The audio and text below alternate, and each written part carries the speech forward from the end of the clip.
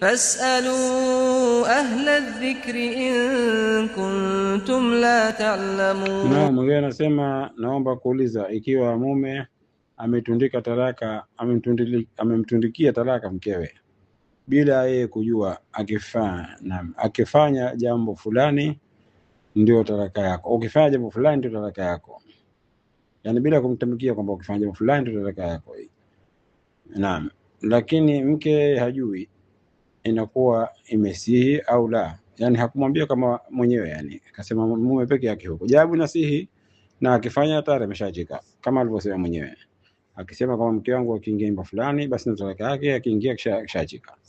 Lazima kama kumwambia ni vile kwamba ili kile kitu sija kufanya tu, ndio maana yake, lakini si kwamba ikiwa hukumwambia ikawa talaka haipiti. Hukumwambia talaka pia pamoja, mwambie pia talaka imepita akifanya. Wallahu tabaraka wa taala a'lam.